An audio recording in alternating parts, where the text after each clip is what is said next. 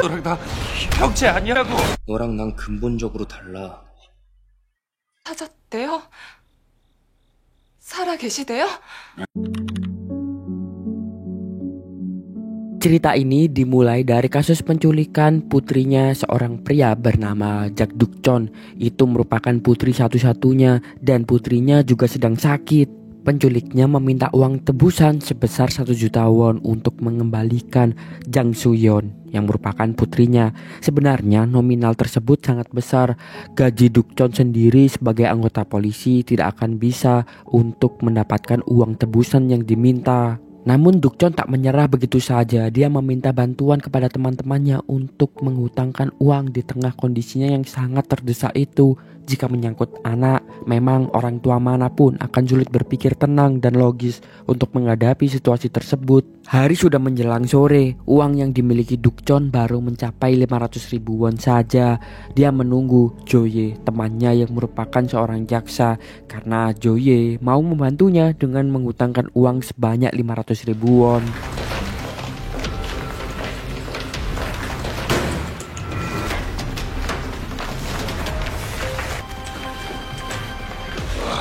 죽이네. 야, 장 팀장 저 돈 다 어디서 났을까? 야, 5억이 인마 오직 걔 이름이냐? 어? 저 큰 돈이? 야, 책임자는 뭐야? Tanpa memeriksa lagi uangnya, Dukchon memasukkan semuanya ke dalam tas golf yang akan dia bawa. Teman-teman Dukchon sempat heran tentang bagaimana bisa Joye mendapatkan uang sebanyak itu. Mereka curiga, tapi Dukchon yang sudah panik sama sekali tidak memikirkannya. Sebelum pergi membawa uang tebusan, Dukchon meminta dan mengingatkan supaya Joye tidak berusaha melacaknya. Tapi tampaknya Joye punya rencana lain. Itu sebabnya dia menempelkan alat pelacak ke tas golf berisi uang yang dia bawa.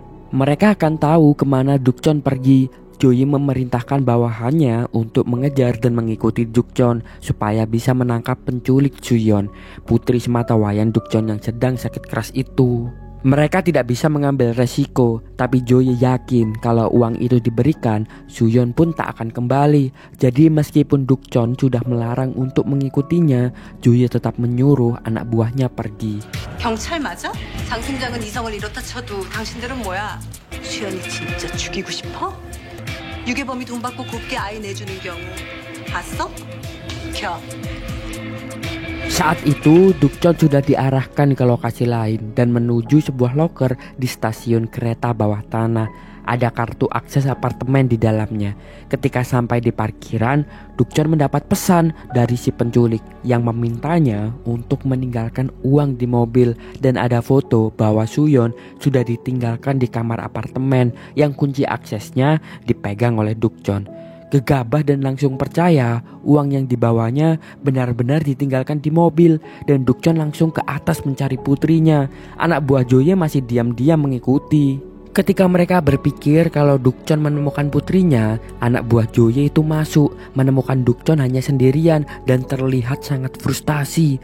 Sadar kalau dilacak dan mungkin menyebabkan putrinya tak ditemukan, Dukchon pun marah besar di sana. 내가 따라오지 말라 그랬지. 시장님. 내가 따라오지 말라 그랬잖아, 이 새끼야. 진정하시고 좀. 이거 좀 놓으세요. 시장님. 그만하세요. Namun saat itu anak buah Joye mendapat kabar kalau tas golf berisi uang telah bergerak dari posisinya dan mereka harus mengikuti. Si penculik pun tak lama menelpon Dukchon mengatakan kalau uangnya sudah dia dapatkan, tapi dia sama sekali tidak memberitahu keberadaan Suyeon. Momen itu membuat Dukchon panik. Dia berusaha mengikuti anak buah Joye yang mengejar tas ke stasiun bandara. Tapi sebelum mengikuti, seseorang tak dikenal yang menghalangi mobilnya tampak memberikan petunjuk dan mengarahkannya ke terminal bus. Anak buah Joye baru menyadari kalau mereka sedang dipermainkan. Alat pelacaknya ketahuan dan ditempel ke mobil pembersih lantai bandara. Joye kesal begitu sadar telah ditipu oleh si pelaku. Sementara Dukchon, dia menemukan uang 500 won dari Joye dikembalikan, dan penculiknya menelpon untuk memberitahu kalau uang tersebut palsu. Takut kesepakatannya batal, Dukchon meminta diberi waktu lagi untuk mencari gantinya, asal putrinya bisa tetap selamat. Namun penculik itu menolak dan langsung mematikan panggilan. Kepanikan Dukchon pun makin menjadi-jadi. Dia berusaha mencari penculiknya yang dia yakini masih berada di terminal. Ada seseorang lelaki yang dikenali Dukcon. Wajahnya mirip si penculik. Dia juga punya luka yang sama di tangan. Bahkan lelaki itu mengenal Dukcon. Merasa yakin kalau itu adalah benar-benar penculiknya, Dukcon langsung memukulinya dengan membabi buta. Padahal si lelaki yang dipukuli mengetahui dan dia bilang kalau dia mengaku tak tahu apa-apa tentang Suyon.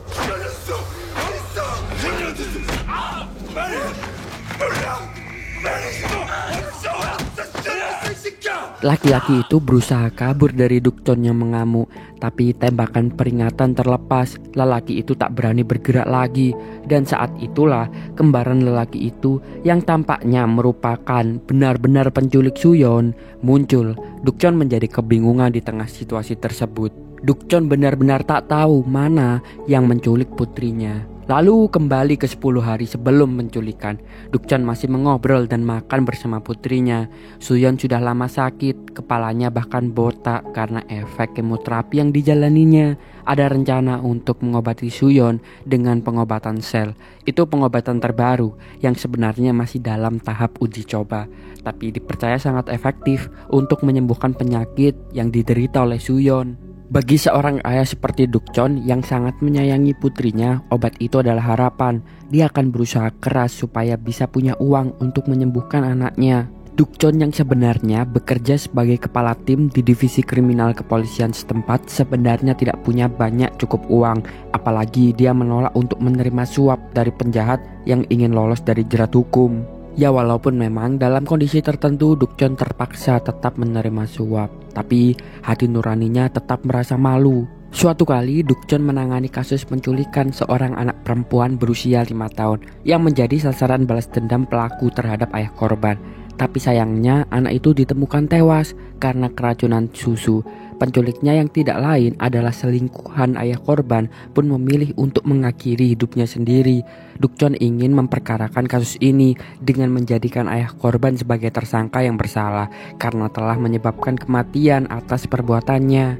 Namun karena kasus ini ditangani oleh Joye juga yang menawarkan Dukcon membagi hasil suap dari ayah korban, terjadi perseteruan di antara mereka. Dukcon menolak.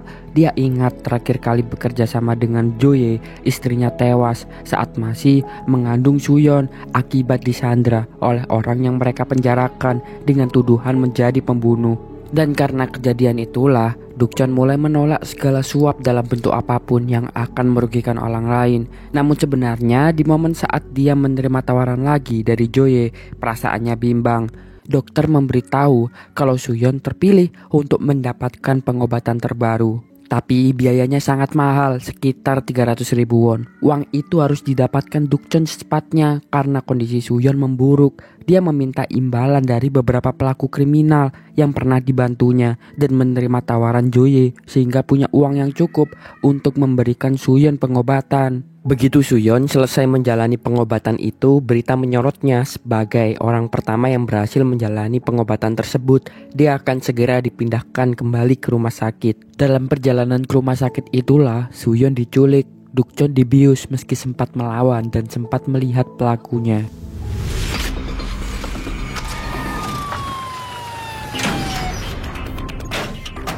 무슨 일이에요?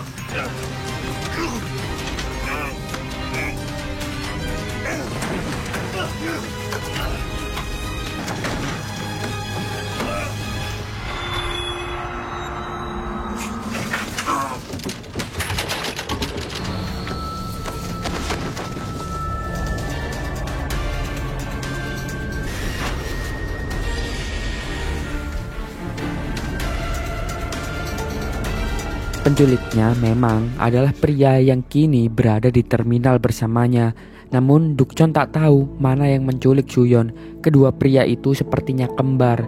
Setelah memborgol salah satunya, Dukcon mengejar kembarannya yang melarikan diri. Namun gagal menangkapnya. Dukcon kembali pada pria yang terborgol, sementara anak buahnya melanjutkan pengejaran. Pria yang satunya tak ditemukan. Dukcon dan anak buahnya terpaksa hanya membawa pria yang terborgol bersama mereka.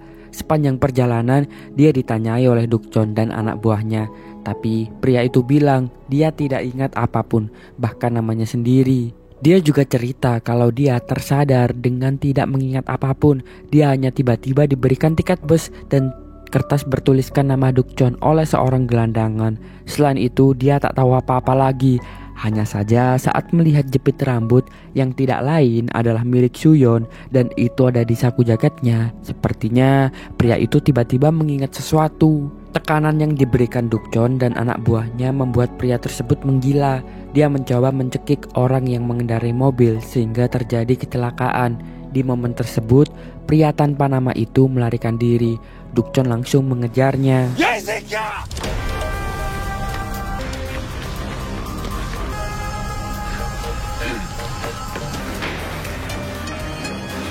어디 갔어, 이 새끼? 어디 갔어?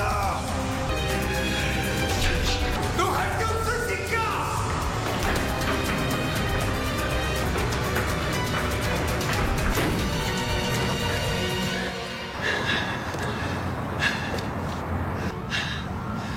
내려와, 이 새끼야. Dia masih menanyakan keberadaan Suyon, walaupun terus mendapat jawaban kalau ingatannya sudah hilang. Pria itu mencoba melompat dari atap gedung, tapi Dukchon menahannya dan membantingnya kembali ke atap. Saat itulah Dukchon melihat jepit rambut yang pernah dibelikannya untuk Suyon, jepit rambut yang dipakai ketika gadis itu menghilang. Pria itu terus menjelaskan kalau dia tak tahu apa-apa tentang Suyon. Dia hanya bisa menceritakan tentang potongan ingatannya bahwa dia tersadar 2 hari yang lalu di Busan dengan kondisi dalam perawatan isolasi. Lalu dia ada di pelabuhan, kemudian di terminal dengan seorang tunawisma memberikannya tiket dari Seoul menuju terminal di mana Dukchon menemuinya. Dukchon menodongkan senjata, tapi pria tersebut tidak bergeming. Terpaksa Dukchon membawanya ke kantor. Penyelidikan akan dilanjutkan oleh Joye yang membawa terduga pelaku ke kantornya. DNA dan sidik jarinya diperiksa. Tapi anehnya, sidik jari itu tak terdaftar sehingga Joye berpikir kalau dia adalah seorang pendatang ilegal. Ketika hasil pemeriksaan sudah keluar, Dukchon datang menemui Joye. Mendengar kalau sidik jarinya cocok dengan yang ada di TKP, entah kenapa Dukchon tak percaya. Dia justru lebih yakin kalau pelakunya adalah saudara kembar orang yang ditangkap itu. Apalagi mengingat Joye memiliki kemampuan untuk memanipulasi bukti. Dukchon membantah kalau pria yang dibawanya terlibat. Dia ingin dilakukan tes lain supaya bisa memastikan apakah dia mempunyai kembaran atau tidak. 최검사, 내가 이렇게 무릎 꿇게. 야, 이렇게 끝내면 안 돼, 진짜.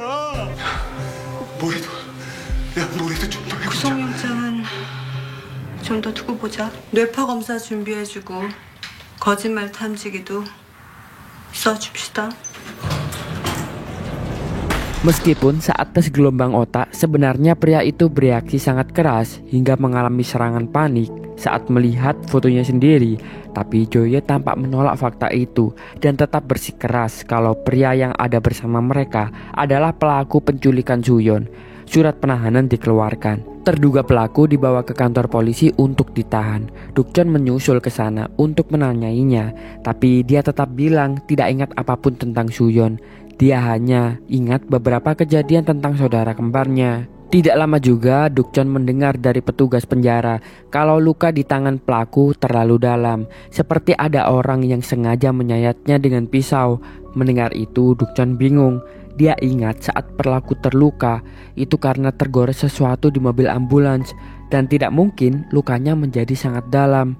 Dengan begini Dukchon makin yakin kalau pria itu hanya korban salah tangkap yang menanggung kesalahan saudara kembarnya. Di tengah kebingungan itu, di hari yang sama, hanya beberapa jam setelah Dukchon kembali ke kantornya, pesan siaran masuk ke para petugas kepolisian.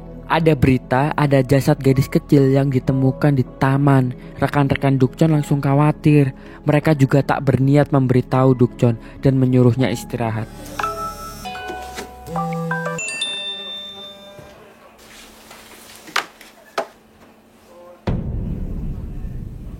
야, 너희들 뭐하니? 어? 메시지 안 봤어? 어? 야, 무슨 메시지? 나 안 왔는데. 아, 그 별거 아니야. 그냥 니는 좀 쉬고 있거라 그냥.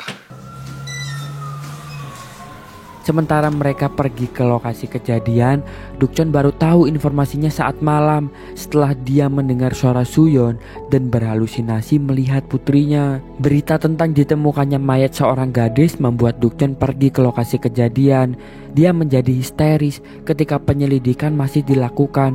Jasad korban sudah membusuk, jadi akan sulit mengidentifikasinya. Namun kemudian terlihat kalau korban memiliki luka bakar yang sudah lama di kakinya, menunjukkan kalau korban itu bukanlah Suyon, dan itu membuat Dukchon menjadi sedikit lebih tenang. Sialnya, kekesalan Dukchon memuncak setelah mendapat kabar kalau pelaku dipindahkan ke lapas lain oleh Joye dengan alasan supaya Dukchon tidak bisa menemuinya lagi. Tepat setelah menerima kabar itu, Dukchon dipukul sampai pingsan oleh anak buah Manchon, seseorang yang dipenjarakan oleh Joye setelah dia membayar Dukchon sebagai imbalan perlindungan. Mereka ingin bosnya dipindahkan ke penjara yang aman. Di malam yang sama, terlihat kalau Suyon ternyata berada dalam perawatan kembaran pria yang sedang dicari-cari oleh Dukchon. Gadis itu terus dibius dan dibuat tertidur. Tampaknya dia pun melakukan penculikan tersebut atas perintah orang lain dengan imbalan yang cukup besar serta bantuan untuk membalaskan dendam dan kemudahan untuk bergerak tanpa tertangkap. Keesokan harinya, Dukchon menemui pria yang masih melupakan namanya itu. Dia punya rencana gila yang mempertaruhkan karir dan reputasinya sebagai polisi. Dukchon bekerja sama dengan anak buah Manchun. Mereka akan membawa kabur Manchun serta pria yang menjadi kunci keberadaan Suyon. Mereka membuat bus untuk memindahkan tahanan itu terguling. Anak buah Manchun membawa bosnya, sementara Dukchon membawa kabur pria yang dituduh menculik putrinya.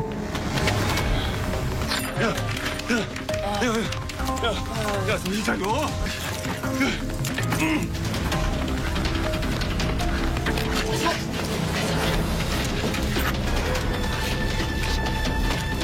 빨리 와, 빨리.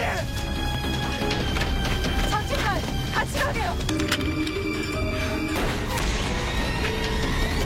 야, 진짜. 일어나라. 잡아. Sayangnya mereka terkepung di tengah jembatan. Dukchon mengajak penculiknya kabur dengan melompat ke sungai.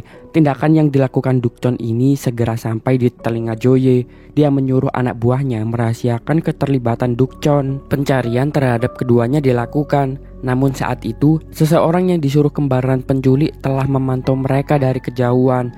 Tampaknya ada rencana besar lain yang telah disiapkan. Joye pun berusaha melindungi Dukchon. Dia meminta supaya para tersangka yang kabur tidak diberitakan ke publik karena itu akan membahayakan keselamatan Suyon. Untungnya atasan Joye tidak keberatan walaupun tetap memberikannya batas waktu. Sementara itu, Dukchon dan si penculik berada dalam perjalanan dengan misi memulihkan ingatan. Mereka menuju Busan untuk mencari tunawisma yang memberikan tiket bus kepada penculik. Ketiganya sempat terlibat dalam aksi kejar-kejaran sampai akhirnya Dukchon berhasil menangkap si tunawisma itu.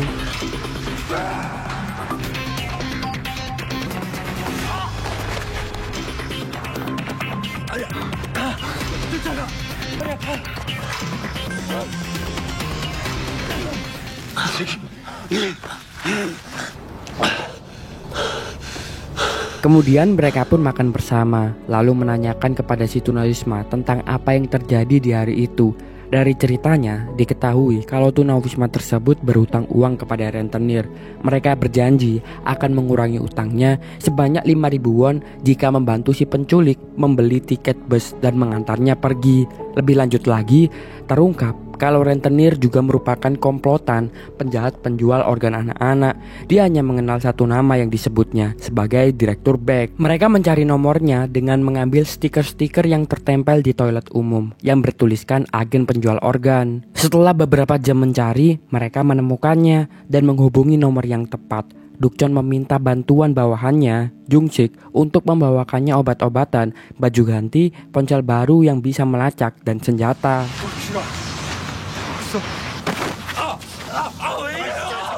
그때까지 내가 어떻게든 시간 벌게요. 이 새끼만 집어넣으면 돼요. 그럼 다 되돌릴 수 있어요. 최 검사가 이 사건 비공개로 막아놨어요. 형, 절대 안 돼. 나 우리 수연이 찾으려면은 이 자식 기억 필요해. 절대 안 돼, 임마. 진짜. 아유, Mereka berusaha menemukan Suyon ke lokasi di mana anak-anak disekap. Tapi di sana hanya ada anak jalanan yang terlihat. Penjaga gedung tersebut berkata kalau salah satu anak sudah dibawa ke tempat operasi. Dukcon pikir kalau itu adalah tempat Direktur Beck, tapi ternyata hanya ada organ-organ yang siap dikirim di sana. Direktur Beck telah menyuruh mereka pergi ke rumah Dr. Jin yang akan menjalankan operasi. Saat Dukcon tiba, Dr. Jin melihat pria di samping Dukcon dan langsung menjadi panik. Dia kabur secepat mungkin menggunakan mobilnya. Namun sebuah mobil melaju ke arahnya dan membuat Dr. Jin kecelakaan. Beberapa menit kemudian, Dukcon menemukan mobilnya, tapi Dr. Jin menghilang dan anak yang tersembunyi di bagasinya ternyata bukanlah Suyon.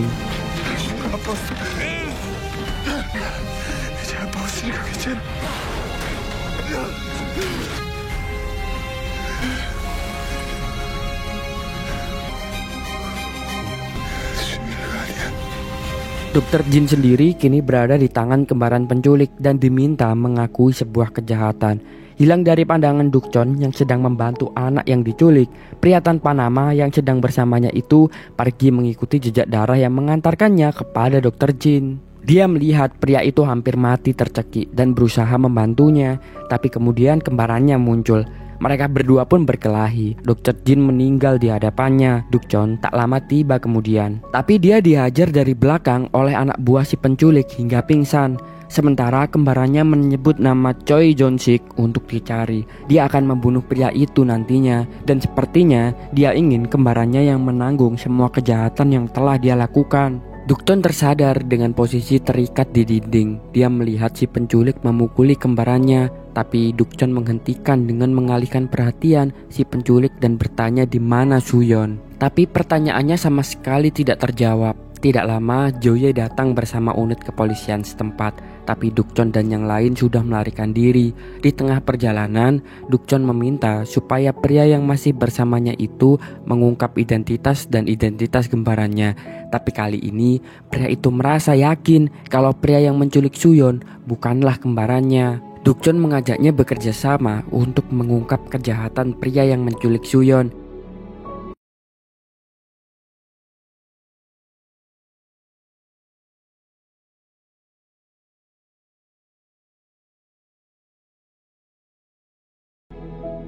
Di sisi lain, Joye berusaha menangkap siapapun pelaku yang bertanggung jawab atas pembunuhan yang terjadi dan menelusuri petunjuk pembunuh berikutnya. Di ruangannya, Joye menemukan surat yang dikirim atas nama Lee Sung-jon berisi ancaman pembunuhan yang akan terjadi. Namun, Lee Sung-jon sebenarnya adalah nama untuk pria bernama Dukcon yang akan dijebak oleh kembarannya untuk menanggung pembunuhan yang akan dilakukan. Sementara itu, seorang jurnalis bernama Ryu Mirae yang belum lama ini menemukan berkas rahasia sang ibu setelah kematiannya, menemukan kalau eksperimen sel punca tampaknya telah dikembangkan puluhan tahun yang lalu dengan kemampuan untuk melakukan cloning. Dia berniat untuk menyelidikinya lebih jauh dengan menemui Choi Jong-sik, orang yang terdaftar sebagai pasien dalam berkasnya. Di kantor kejaksaan, anak buah Dukcon harus menghadapi Joye yang meminta mereka segera menarik Dukcon kembali sebelum dia dinyatakan terlihat sebagai kaki tangan pembunuhan. Tentu saja setelah mendapatkan informasi tersebut, Dukcon tetap menolak. Dia memilih untuk melakukan pencarian terhadap Choi Jong-sik yang menurut Sung-jon berkaitan dengan pertarungan anjing berdasarkan potongan ingatannya. Hanya saja beberapa penelusuran yang dilakukan kejaksaan, anak buah Dukcon bahkan jurnalis Mire, orang yang mereka cari itu sudah mati sejak lama. Tidak ada catatan menyangkut Choi Jong-sik selain keberadaan adiknya yang masih hidup. Dukcon pun telah mendapat informasi ini dan memutuskan pergi ke sana. Tapi Mire tiba lebih dulu dan membuat janji temu dengan adiknya yang mengenali nama ibu Mire. Beberapa menit kemudian, Dukcon datang. Mire sudah pergi dengan membawa alamat janji temunya. Tidak seperti Mire, dengan rencana kepolisian yang dimiliki Dukcon, dia bisa menemui Choi Joo-ho, adiknya. Namun di tengah obrolan, Dukcon menyadari kalau pria yang di depannya itu memiliki luka robek di telinga, luka yang sama dengan ingatan yang dimiliki Sung-jon. Sayangnya, Dukcon baru menyadari kalau Joo-ho adalah Jo-sik yang mereka cari setelah pria itu pergi. Dukcon memaksa anak buah Jo-sik untuk mengatakan kemana bos mereka pergi, dan Dukcon pun akhirnya diarahkan ke Hwang Seong. tempat pertarungan anjing dilaksanakan. Malam itu tidak hanya Dukchon dan Sungjon yang bergerak, Joye dan semua anak buahnya serta Mire dengan rekannya pun bertindak untuk menemui Josik. Mire hampir saja dilukai oleh Josik, tapi untungnya perhatian Josik teralihkan dengan keberadaan Sungjon. Menurut Josik, seharusnya Sungjon sudah mati karena Josik membunuhnya. Tapi anehnya, dia justru masih hidup dan sama sekali tidak bertambah tua.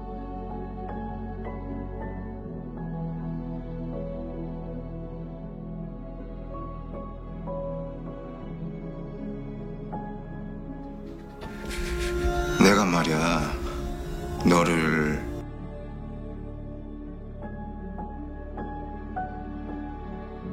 Mire melihat Josik akan membunuh Sungjon lagi, tapi yang membuatnya kaget adalah dia pun sebelumnya menemukan foto Sungjon di berkas milik ibunya.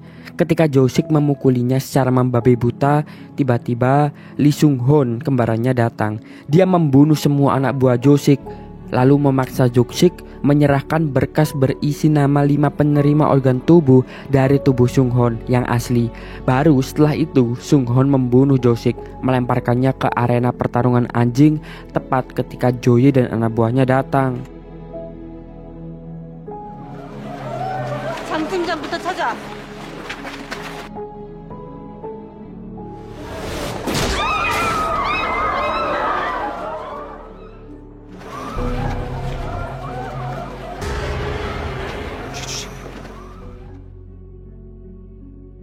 Dukchon berada dalam bahaya saat itu karena selain dikejar oleh Joye, kini Manchun pun ingin balas dendam karena ditinggalkan saat melarikan diri dari penjara.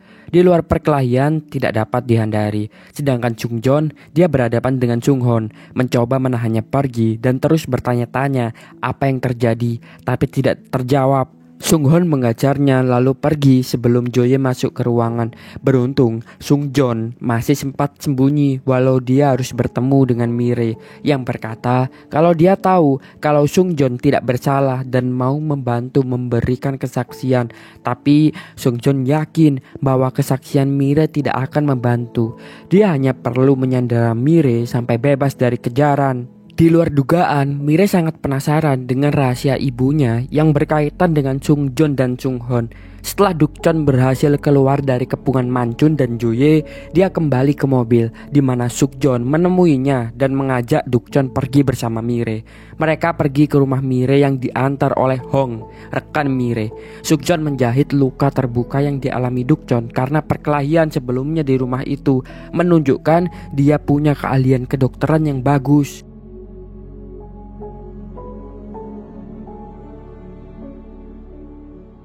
최대한 안 아프게 하고 있는 거거든.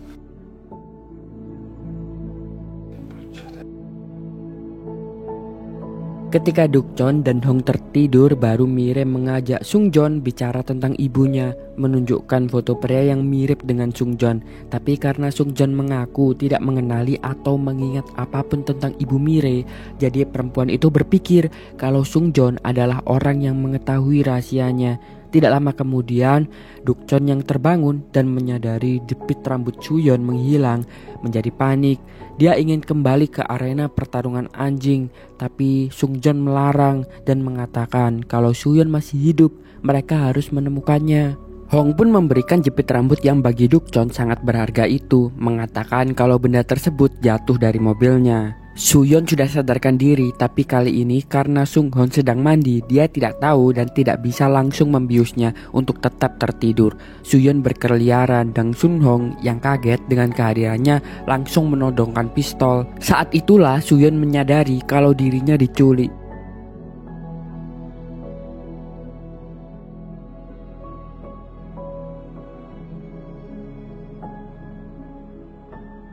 Di waktu yang sama, Sungjon akhirnya mendapat potongan ingatan tentang ibu Mire dan berusaha menyampaikan sesaat sebelum mereka pergi menggunakan mobil yang dipinjamkan Mire.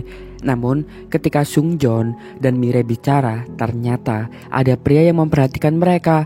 Dukchon menyadari kalau pria itu berkomplot dengan Sung-hoon dan langsung mengatur rencana untuk menangkapnya.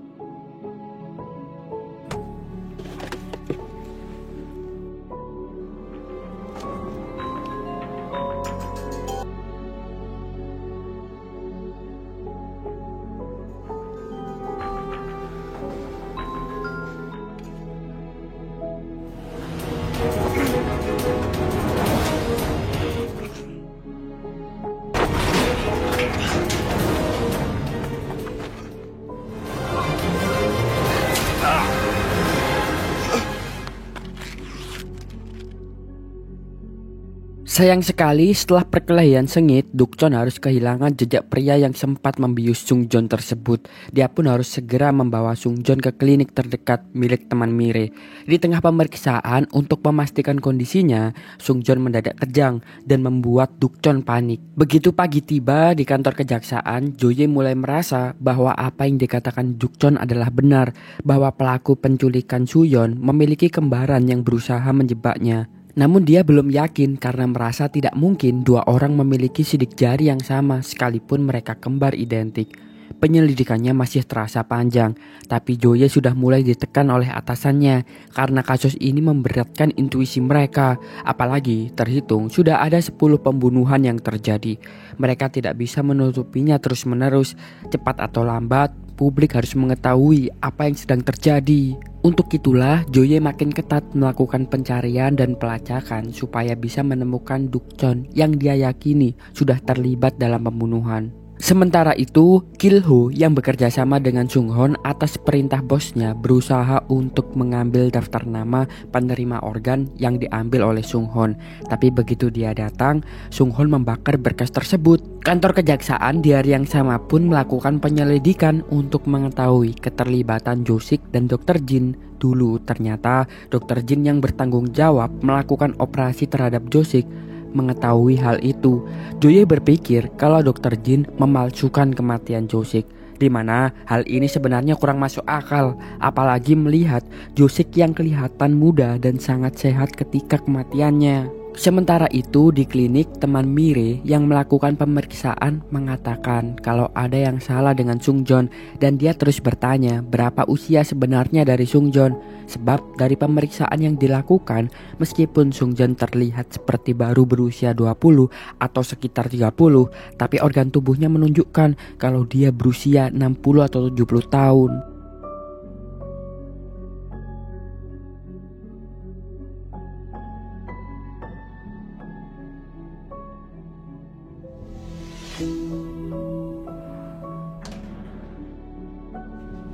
OTPT가 정상 범위의 4배가 넘고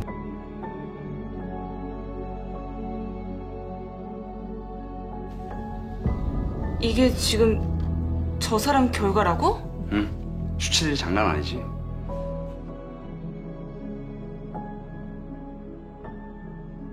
Setelah mendengar penjelasan temannya dan mengetahui dari Dukchon kalau Sungjon dan pria yang satunya sangat kembar, bahkan sidik jarinya sama, tiba-tiba terlintas di kepala Mire kalau mereka bisa saja dua orang yang merupakan hasil cloning. Kondisi mereka tidak akan stabil. Pemeriksaan lanjutan dilakukan oleh teman Mire untuk memastikan kondisinya. Hasil dari CT scan menunjukkan ada lempengan logam kecil di tangan Sungjon. Dan karena Dukchon melihat kalau Kilho terus mengikuti, dia mendapat kesimpulan bahwa di tangan Sungjon pasti sudah ditanam GPS pelacak. Itu sebabnya keberadaan selalu diketahui. Dukchon meminta agar GPS-nya dikeluarkan dan ingin mengelabuhi Kilho supaya mengikutinya. Pria itu dibawa ke tempat terpencil agak jauh dari kota. Dukchon memukulnya sampai pingsan.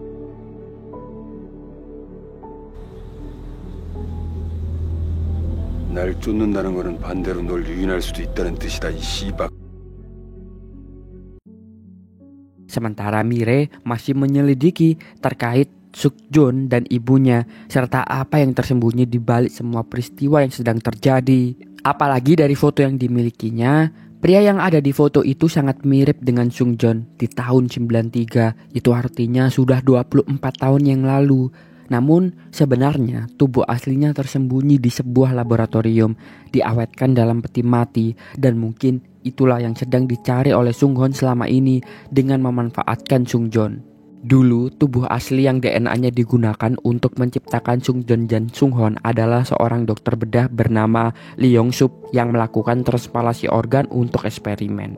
Ibu Mire yang seorang perawat membantunya menangani para pasien untuk uji coba klinis.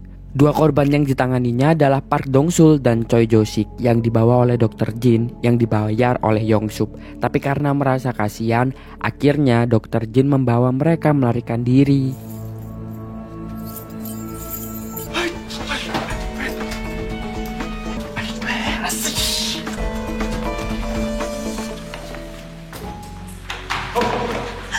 Ibu Mire berhasil kabur saat Park Dong-sul dan Choi Jo-sik ingin membalas dendam. Tapi sayangnya Yong-sup tertangkap dan seluruh organ pentingnya diambil oleh mereka bertiga. Mayat Yong-sup tampaknya disimpan dan diawetkan. Ketika peti penyimpanannya dibuka, tiba-tiba saja Sung-joon tersadar. Di menit yang sama, Duk-chon sudah berhasil menghubungi Sung-hoon menggunakan ponsel Kil-ho. Dia pikir Kil-ho bisa menjadi sandera dan menukarkannya dengan Soo-yeon. Tapi ternyata Sung-hoon tidak peduli apakah Kil-ho nantinya mati atau tidak. Namun, Sung-hoon memberi tawaran menarik untuk Duk-chon. Dia bilang akan mengizinkannya bertemu dengan Soo-yeon asal menuruti perintahnya. 장득천 씨, 수연이 보고 싶지 않아? 수연이 보여줄까? 야, 너 나한테 원하는 게 뭐야? 수연이 만나고 싶으면 지금 그 사람 풀어주고 시키는 대로 하면 돼. 그럼 수연이 만날 수 있어. Duk-chon terpaksa pasrah ketika Kil-ho harus membiusnya dengan janji akan membawanya ke tempat Soo-yeon berada. Begitu sadar kembali, Duk-chon sudah berada di sebuah ruangan dengan posisi terikat di kursi. Ruangan itu yang membatasinya untuk bertemu dengan Soo-yeon.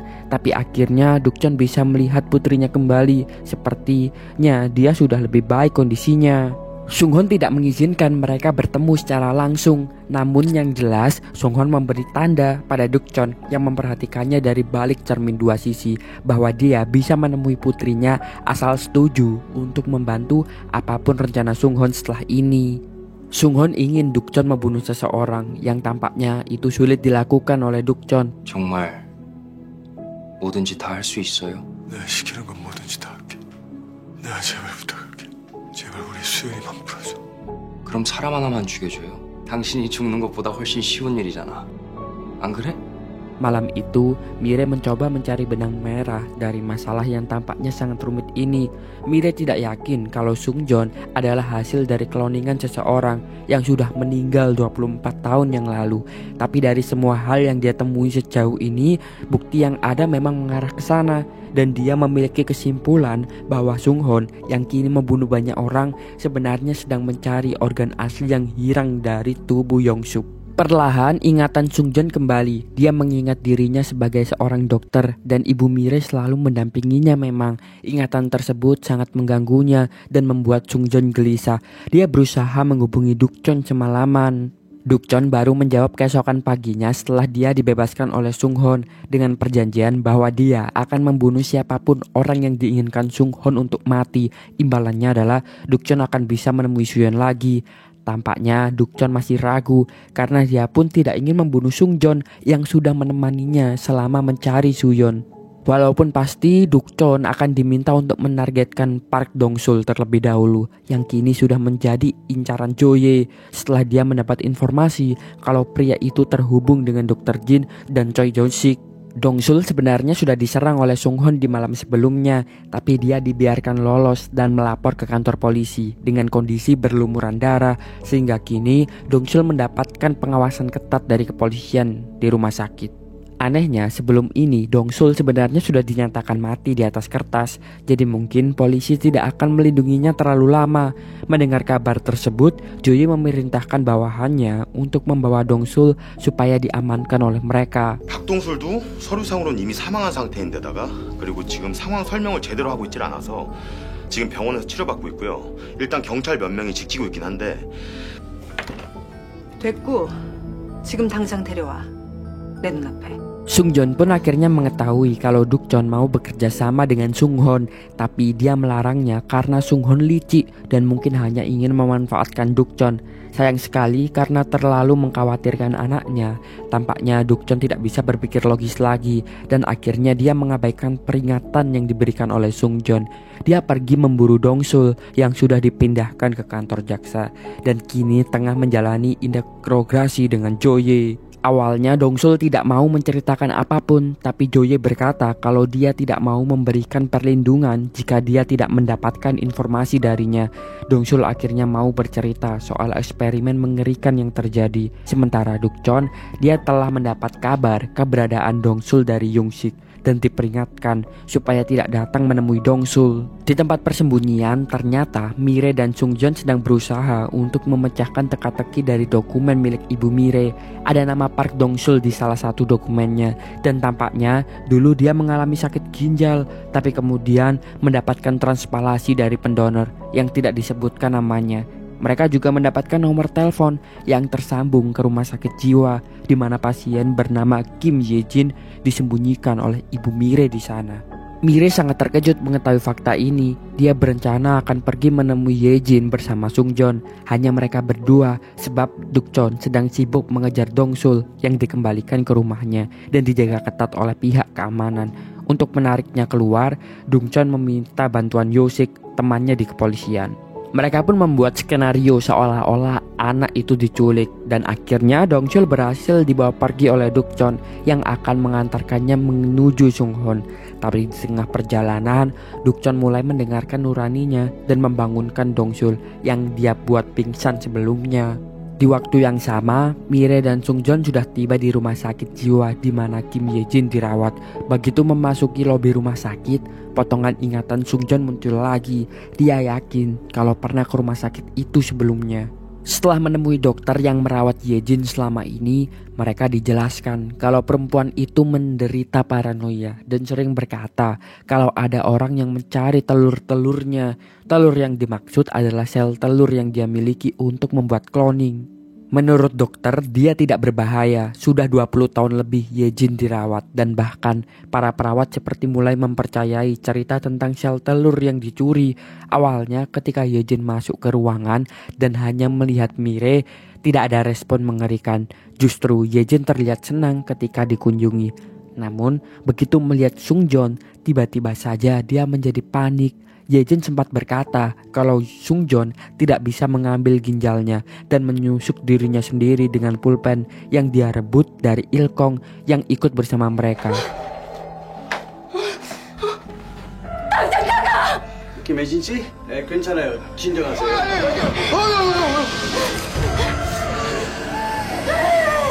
안정제 좀 가져와요. 빨리. 진정은 안 뺏겨. 아무도 못 가져가게 할 거야. Dokter dan perawat langsung mengamankan Ye-jin setelah kejadian itu. Sungjeon sendiri sangat syok. Dia tidak paham apa yang terjadi di masa lalu sehingga Ye-jin menjadi ketakutan begitu melihatnya dan menyebutnya sebagai iblis. Barangkali hanya Sunghon yang mengetahui jawabannya. Dia masih menunggu Dukjeon mengantarkan Dongsul, tapi tidak diduga olehnya kalau dengan Dongsul di tangan Dukjeon justru orang itu dijadikan ancaman. Dukjeon sudah tahu dari Dongsul sendiri kalau Sunghon menginginkan ginjalnya yang kini ada di tubuh Dongsul untuk kembali. Fakta itu membuat Dukjeon berani membuat pertaruhan. Jika Sunghon segera mengembalikan Suyeon padanya, maka Dongsul akan dia serahkan. Ancaman itu membuat Sunghon marah. Dia merasa telah salah memanfaatkan Dukjeon untuk menghabisi targetnya. 너 그래서 네 앞에서 죽이라는 거 아니야?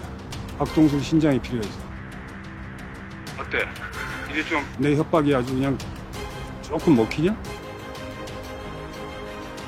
네가 이렇게 흥분할수록 내가 더 확신이 생기잖아. 너 내 말 똑바로 들어. 네가 원하는 물건 제대로 전달받고 싶으면은 약속대로 우리 수혜리 돌려줘야 될 거야. 개수작돌 생각하지 말고. Di rumah sakit jiwa, seorang perawat ternyata ada yang mengenali Sungjeon dan berkata kalau dia baru datang ke rumah sakit sekitar sebulan yang lalu bersama seorang teman bernama Gidong. Untungnya ada nomor telepon yang ditinggalkan di daftar tamu, jadi Sungjeon bisa menghubunginya. Ketika teleponnya dijawab, Gidong mengenali suara Sungjeon tapi menyebut namanya dengan Woyun. Sepertinya mereka mendapatkan petunjuk baru sama seperti Dukjeon yang akhirnya membuat rencana baru dengan menawarkan kepada Joye untuk bekerja sama menangkap penculik Suyeon serta pembunuh dari 8 korban sebelumnya. Dukjeon kembali meyakinkan Joye kalau pria yang sedang diburunya bukanlah Sungjeon karena meskipun sangat identik tapi mereka berdua adalah dua orang dengan kepribadian yang sangat berbeda. 왜 이렇게 무모해? 나 지금 당장 장 팀장 손목에 수갑 채워서 잡아놓을 수 있어. 너 그렇게 못하지. 네가 지금 여기서 나 잡으면은 나 하나 잡는 걸로 땡이야. 내가 죽어도 박동술 위치 안 알려줄 거고. 근데 네가 내 제안 받아들이면은 넌 박동술 얻고 수연이 납치범 새끼도 잡고 마음 먹으면 나도 잡을 수 있어. 그래서 구체적으로 뭘 어떻게 하겠다는 거야? Bos Kilho yang selama ini mengendalikan Sunghon setelah mendengar berita tentang ancaman Dukchon akhirnya memerintahkan supaya Suyeon dikembalikan agar mereka bisa mengamankan ginjal di dalam tubuh Dongsul. Di hari yang sudah ditentukan, Dukchon akan bertemu dengan Sunghon saat malam, sementara Sungjon bertemu dengan temannya di siang hari. Namun dalam perjalanan menuju lokasi pertemuan dengan Gidong, ternyata kondisi tubuh Sungjon melemah. Dia memaksa Hong berhenti di toilet umum karena ingin muntah. Pikirannya mulai terganggu setelah itu. Sungjon mulai menjelaskan kepada Mire bahwa dia yakin kalau pria yang ada di foto bukanlah Sungjon dan ingatannya yang terus berdatangan itu bukan miliknya. Itu adalah milik pria yang ada di foto. Dr. Yongsup, Sungjon sudah sadar kalau dia hanyalah klon dari dokter tersebut. 이 사람은 내가 아니야. 그리고 기억들도 진병준, 최주식, 박동술, 김혜진, 당신의 어머니 기억까지도 모두 내 기억이 아니야. 그 기억들은 나랑 똑같이 생겼지만 이미 오래전에 죽은 사람, 이 사진 속 남자의 기억이야. 그쪽은 알고 있었지. 국제인간이라는 거. 네. 진짜 거짓말 못하는 아가씨네. Ketika akhirnya bertemu dengan Gidong, tiba-tiba saja pria itu berlutut memohon maaf pada Sungjon. Dia bilang kalau telah menjual informasinya pada seorang pria yang datang ke tempat kerjanya dan menanyakan tentang panti asuhan tempat mereka berasal. Pria yang dimaksud Gidong adalah Kilho yang menunjukkan foto Sunghon supaya bisa memastikan keberadaan Sungjon. Gidong bilang saat itu dia terpaksa memberitahu karena memang sangat butuh uang untuk biaya operasi ibunya. Sungjon pun memaafkannya. Jam berlalu, hari sudah hampir malam ketika Dukchon tiba di lokasi pertemuan yang sudah dikepung oleh Joye serta timnya. Mereka menunggu Sunghon tiba. Sementara itu, Gidong telah mengantarkan Sungjong ke rumahnya yang selama ini dia tinggali. Gidong bilang rumah itu sangat tertutup. Sungjon tidak pernah mengizinkan siapapun masuk ke dalamnya, seolah ada harta karun yang Sungjon sembunyikan. Begitu masuk ke dalam rumah itu, ternyata selama ini Sungjon sudah mencari informasi, termasuk tentang Yongsup. Melihat wajah pria itu lagi, memicu respon di otaknya yang menimbulkan rasa sakit. Mire dan Hong pun mulai cemas, sedangkan di tempat lain, Sunghon dan Kilho datang membawa Suyeon bersama mereka. Tim Joye mulai siaga untuk menangkap saat pertukaran terjadi. Namun, Dongsul berhasil membebaskan diri dan balik menyandra Suyeon. Terpaksa, Joye dan timnya pun bertindak.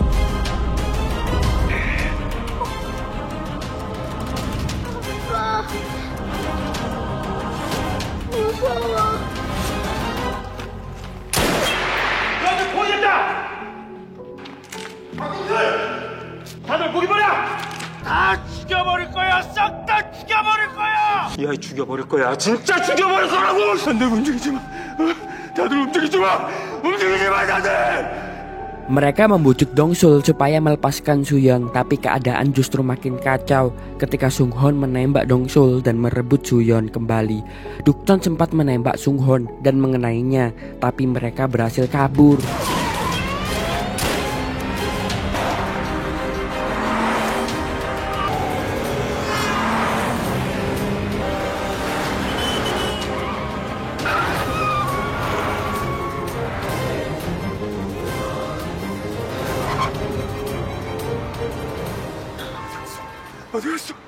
어디 갔어? Sementara Sungjon semua ingatannya telah kembali. Dia butuh tempat perlindungan, tapi meminta Mire dan Hong pergi lebih dulu dengan alasan Sungjon ingin mengemasi barang-barangnya dan akan menyusul. Sunghon yang berhasil membawa Dongsul bersamanya baru saja akan melakukan operasi ketika Dongsul mengungkap kalau ginjal milik Lee Yongsup yang harusnya kebal penyakit itu sudah tidak berfungsi lagi. Ginjalnya sudah lama rusak. Awalnya Sunghon dan Kilho tidak mempercayainya, tapi Dongsul menyuruh mereka untuk memeriksanya supaya bisa membuktikan perkataannya. Fakta itu membuat rencana mereka tampaknya kacau balau. Sunghon juga tidak lama kemudian pingsan karena luka tembak yang dideritanya. Tidak disangka oleh Sung Hon bahwa ketika dia bangun, Soo-yeon sudah merawatnya sebisa mungkin, bahkan menyarankannya untuk pergi ke rumah sakit. Setelah perbuatan jahat yang dilakukannya, gadis kecil itu ternyata masih berbuat baik kepadanya. Sebenarnya sudah lama Sung Hon tersentuh dengan perlakuan gadis kecil ini, apalagi dia sempat menggambar untuk Sung Hon. Keesokan harinya, mayat Dongsul ditemukan dengan ginjal yang hilang. Jo-ye jelas langsung sibuk mengurus kasus tersebut, berusaha untuk menutupinya. Di sisi lain, Dukjeon baru bertemu lagi dengan Sungjeon yang seluruh ingatannya kini sudah kembali. Dia bilang pada Dukjeon kalau dirinya dan Sung Hon adalah hasil cloning dari Lee Yong-sup. Namun ada yang belum dipahami dari banyak pihak di sini. Ginjal Dongsul terbukti tidak kebal penyakit dan pasti ada kesalahan, membuat beberapa pihak yang menginginkan ginjal tersebut berpikir kalau pengobatan sel punca yang diciptakan Yong-sup tidak berhasil. Di titik yang membingungkan tersebut, Sungjeon berusaha merapikan ingatannya dan menjelaskan kepada Dukjeon dan Mire semua yang ada di kepalanya. Sungjeon pun bilang bahwa Kilho dan Sung Hon menculiknya karena berpikir organnya bisa digunakan untuk memperpanjang hidup, tapi ternyata sama saja. Semenjak itulah dia dimanfaatkan supaya menanggung kasus penculikan yang sebenarnya dilakukan oleh Sung Hon. Sebelum bertemu Dukjeon dengan menggunakan mobil Gidong, ternyata Sungjeon sudah berupaya untuk menemukan rumah Sung Hon berbekal potongan ingatannya, tapi dia tidak berhasil. Jadi Dukjeon berpikir bahwa mereka bisa mencarinya bersama-sama kali ini. Mereka harus lebih cepat menemukan Soo-yeon. Waktu yang dimiliki tidak banyak, apalagi Jo-ye pun berencana akan segera dipindahkan dari kantor kejaksaan. Berkat bantuan Jung-sik yang melacak peta sekitar, Dukjeon dan Sungjeon berhasil menemukan rumah Sung Hon. Mereka juga masuk dengan mudah karena menggunakan mata Sungjeon untuk mengakses pemindai di pintu rumah. Rumah itu tampak kosong, Soo-yeon menghilang, namun mereka menemukan Sung Hon yang pingsan dengan lukanya terus mengeluarkan darah. Mereka tidak punya pilihan lain selain mengoperasi Sung Hon untuk menyelamatkan nyawanya, sebab Sung Hon adalah satu-satunya orang yang bisa memberi informasi tentang keberadaan Soo-yeon. Mereka menemukan ponsel Sung Hon dan menghubungi Kilho. Ternyata pria itu sedang dalam perjalanan ke rumah Sung Hon. Situasi itu membuat Dukjeon menyuruh Sungjeon berpura-pura menjadi Sung Hon supaya bisa mengorek informasi dari Kilho tentang keberadaan Soo-yeon. Kilho bilang anak itu dibawa ke rumah sakit untuk diperiksa soal kondisinya, mengingat Dongsul mengalami kegagalan dengan ginjalnya. 수연이는요? 천천히 해. 근데 수연이? 아, 왜 묻는 말에 대답을 안 해요? 장수연 어딨어요? 승질머리하고. 지금 병원에서 검사 받는 중이야. 검사? 근데 너 진짜 총에 맞은데 괜찮은 거야? 샤워하면 안 되는 거 아니야?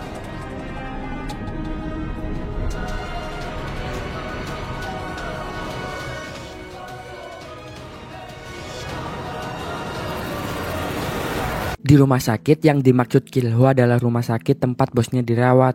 Kondisinya memburuk, tapi putri bungsunya yang selama ini memerintah Kilho dan Sung Hon memerintahkan dokter untuk memberikan pengobatan sel punca kepada ayahnya.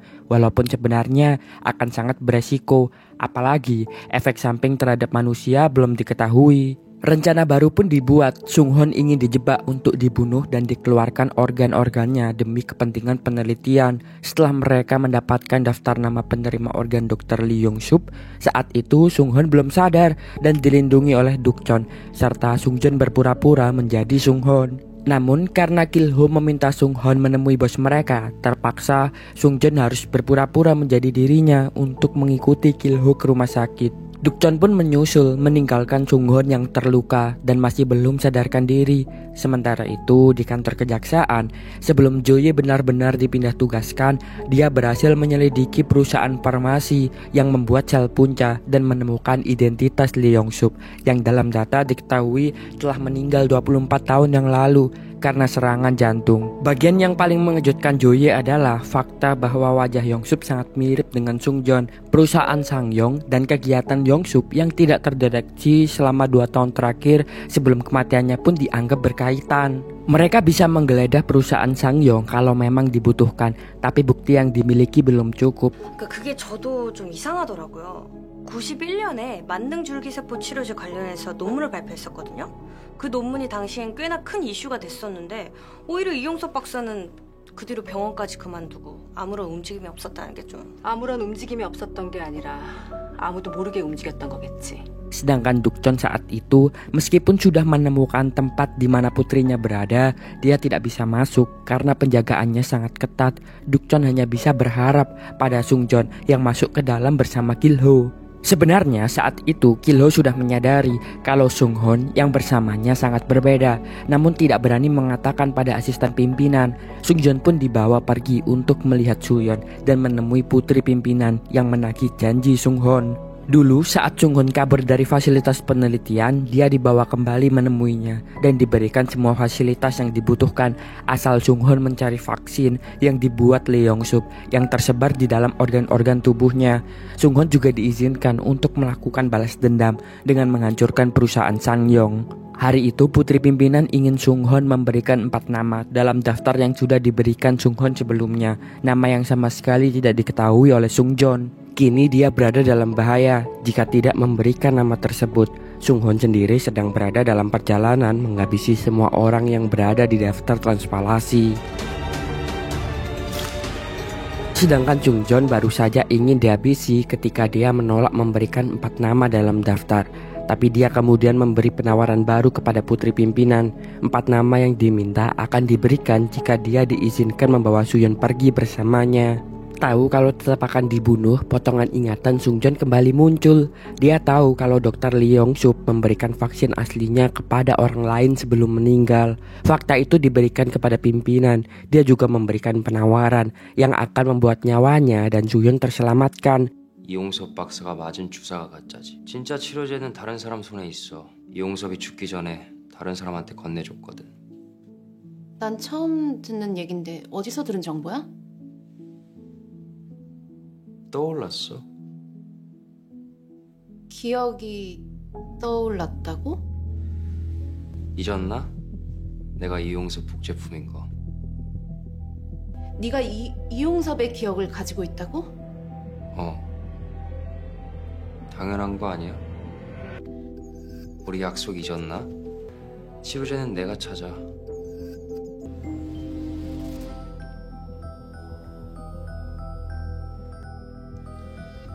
Untungnya penawaran itu cukup menarik bagi putri pimpinan. Jadi dia membiarkan Sujon pergi membawa Suyon. Di lantai bawah, Dukcon meminta rekan-rekannya untuk mengalihkan perhatian penjaga keamanan, sementara dia menyelinap masuk. Momen itu bertepatan dengan Kilho yang sudah menyadari dan menyerang Sungjon. Untungnya Dukcon datang tepat waktu. Dia berhasil membawa Sungjon dan Suyon keluar dengan selamat, serta menyandra Kilho dan membuatnya pingsan.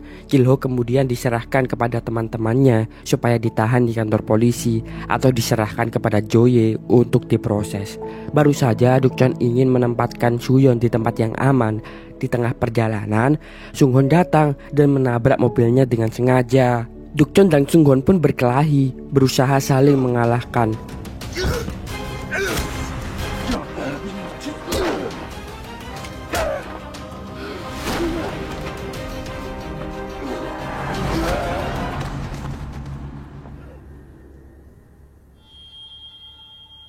Di rumah sakit, Joye ternyata datang untuk menemui Dr. Yura, dokter yang selama ini merawat Sungjon dan Sunghon di fasilitas penelitian, serta menganggap mereka sebagai anak-anaknya sendiri.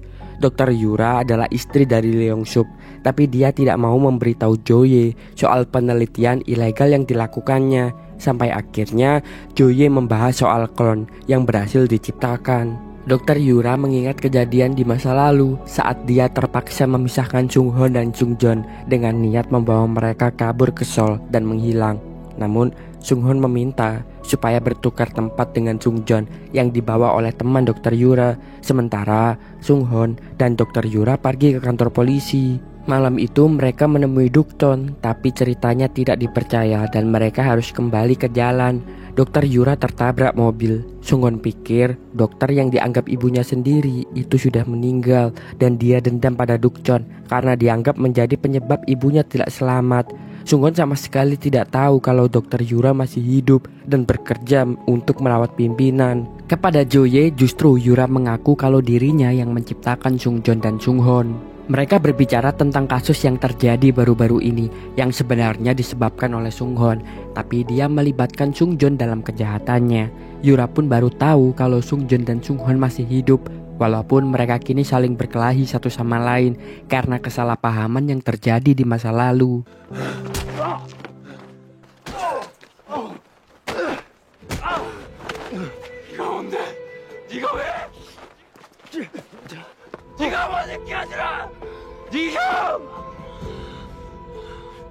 나 이제 다 기억났어.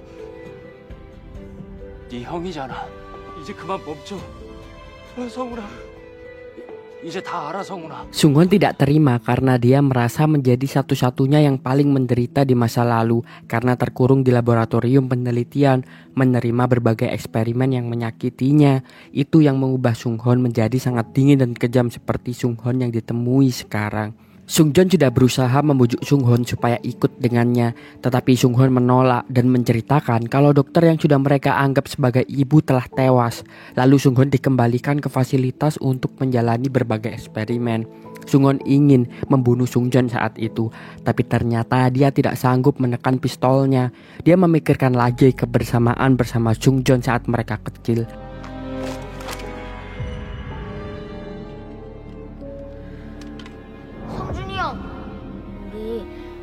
만나는 건 아니겠지? 네가 어디 있든 내가 찾아갈 거니까. 그러니까 울지 말고 기다리고 있어. Sementara Dukjeon saat itu sudah berhasil membawa Suyeon ke tempat Mire untuk diamankan.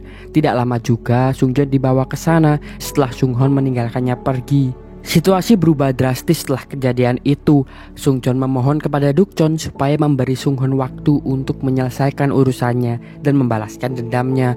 Dukjeon sepakat, mengingat dia juga merasa berhutang karena tidak membantu Sung-hon saat dia meminta bantuan bertahun-tahun sebelumnya. Jo-ye yang kembali ke kantor kejaksaan setelah mendapat sedikit informasi dari Yura menemukan kalau kepala jaksa yang menyuruhnya mundur dari posisinya ternyata terlibat atas ditutupnya kasus kecelakaan yang membuat Yura kehilangan Sung-hon serta harus dirawat cukup lama di rumah sakit. Yura dipekerjakan lagi di rumah sakit oleh Park, pimpinan perusahaan Sanyong yang kini dirawat di rumah sakit. Tidak disangka pengobatan sel punca yang diterimanya ternyata berhasil membuatnya pulih lebih cepat.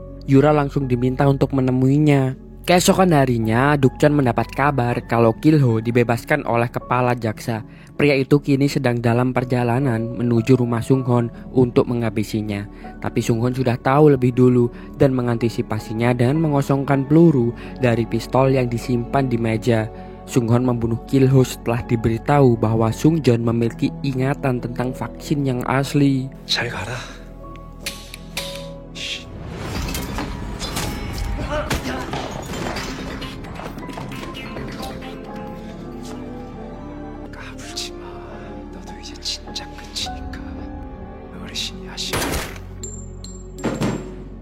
Di tempat lain, untuk merayakan kembalinya Suyeon, Dukjeon dan yang lain mengajaknya pergi untuk bersenang-senang seharian sebelum akhirnya Suyeon meminta pulang ke rumahnya. Masih di hari yang sama menjelang malam, Jo-ye ditemui oleh kepala jaksa yang kini memindahkannya ke unit operasi khusus yang menjadi incaran para jaksa karena merupakan posisi penting di kejaksaan. Jo-ye sadar kalau pemindahannya berkaitan dengan kasus Sanyong yang melibatkan kepala jaksa. Jadi Jo-ye menganggapnya sebagai suap untuk menghentikan penyelidikan.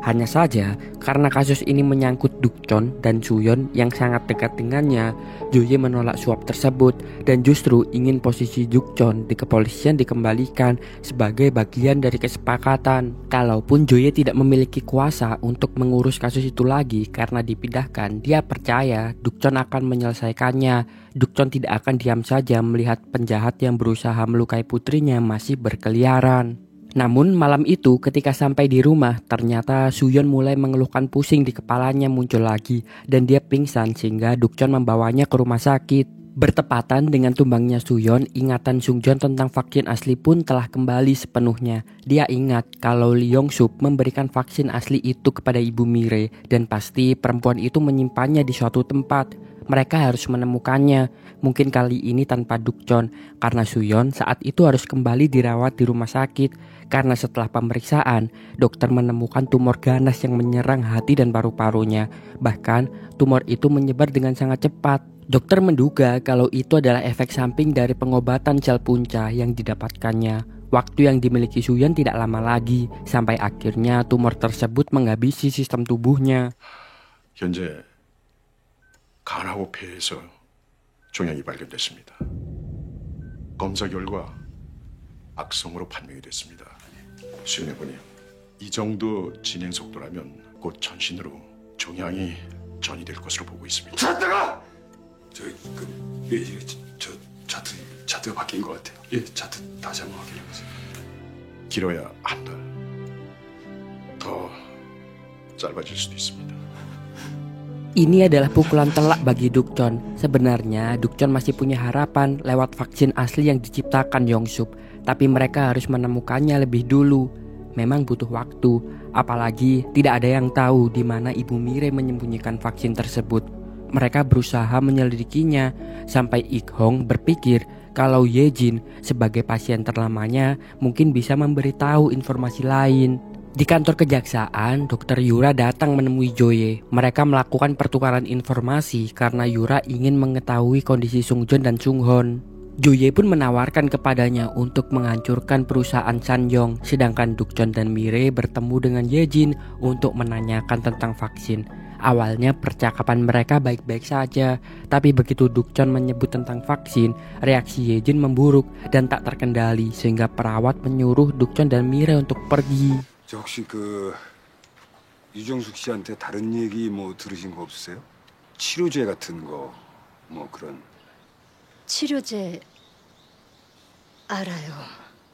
아세요? 그놈의 치료제! 노래 좀 들으실래요? 괜찮아요. 여기 안전해요. 빨리 만들어. 빨리 만들어. 두 분 그만 가주셔야겠는데요. 네, 실례 많았습니다. Di hari berikutnya, Sanyong, pimpinan yang membaik setelah mendapat vaksin sel punca, mendapat kabar kalau kondisi Suyeon memburuk setelah mendapat suntikan. Dia marah besar kepada putrinya yang memaksa dokter untuk memberi suntikan vaksin tersebut tanpa melihat efek samping terlebih dahulu. Sehingga Sanyong menyuruh putrinya membawa Sunghon kepadanya karena mereka masih berpikir bahwa Sunghon mengetahui vaksin asli yang disembunyikan. Rencana yang tidak diketahui Sanyong adalah sebenarnya putrinya menolak untuk menyerahkan Sunghon karena dia adalah kunci untuk menguasai perusahaan ayahnya. Dia menemui Sunghon untuk membuat rencana lain melawan ayahnya sendiri dengan membawa Sunghon kabur. Tapi Sunghon menolak dan berkata kalau dia menemui Sanyong cepat atau lambat. Malam itu setelah dari rumah sakit tanpa membawa hasil apapun, ada informasi baru yang didapatkan oleh Dukchon. Ada catatan kalau Ibu Mire dulu dekat dengan seorang pria bernama Kyung-hon yang seumuran dengannya. Kemungkinan besar itu adalah ayah Mire karena mereka berasal dari kampung halaman yang sama. Mereka akan langsung menemuinya malam itu juga untuk memastikan. Sedangkan Sunghon, dia benar-benar menemui Sanyong di rumah sakit untuk membunuhnya sebagai bentuk balas dendam atas perbuatannya selama ini, termasuk karena telah memisahkannya dengan Yura serta menyiksanya dengan berbagai eksperimen menyakitkan. Sunghon bertanya mengapa Sanyong menciptakannya padahal belum mengetahui kalau klon tidak akan berumur panjang. Jawabannya membuat Sunghon makin marah. Dia hampir saja membunuh Sanyong, tapi dihentikan setelah Sanyong menunjukkan kalau Yura masih hidup dan kini berada di tempatnya. Sunghon tidak bisa membunuh Sanyong karena takut Yura pun akan dibunuh nantinya.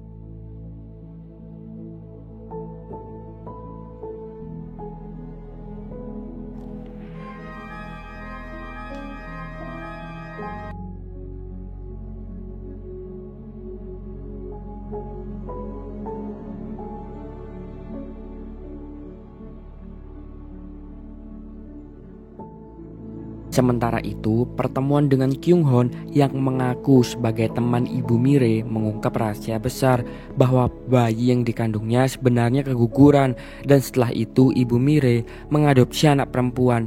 Ini menunjukkan kalau Mire bukanlah putri asli ibunya. Tampaknya ada rahasia yang jauh lebih besar dan rumit di balik semua kasus ini. Kebenaran masih abu-abu bagi semua pihak. Tapi yang jelas malam itu Sanyong berhasil menghasut Sunghon untuk membenci Yura dengan mengatakan kalau Yura adalah orang yang mengusulkan eksperimen cloning dilakukan. Sanyong tahu dibanding dengan Sungjon, justru yang paling rentan dan mudah untuk dihasut adalah Sunghon yang selama ini hidupnya tersiksa di laboratorium. Sunghon bisa menjadi sangat berbahaya setelah ini. Ketika yang lain berusaha untuk melawan Sanyong, mungkin dia akan menjadi tameng yang akan dikorbankan. Joye dan timnya sudah membuat strategi baru. Mereka menyamar untuk menembus perusahaan Sangyong dan mengakses semua rahasia yang tersembunyi supaya bisa menemukan bukti kuat atas kasus ini. Di hari berikutnya, Yura berhasil menemui Sungjon di rumah sakit tempat Suyeon dirawat. Joye pun berhasil mendapatkan informasi baru dari kasus kematian anak yang ditanganinya. Ternyata anak itu adalah hasil cloning, tapi dia tidak sehat dan dianggap sebagai produk gagal sehingga harus disingkirkan. Pembuatan cloning ternyata tidak berhenti pada Sungjon dan Sunghon saja. Itu telah menjadi bisnis gelap dari perusahaan Sanyong. Joye bisa menjadikannya bukti untuk menghancurkan perusahaan tersebut. Saat itu, Joye sudah bekerja sama dengan Yura supaya bisa mengetahui rahasia di balik laboratorium penelitian. Mereka harus lebih berhati-hati karena bisa saja Sangyong mengetahui rahasia mereka dan menghancurkan rencana yang telah dibuat.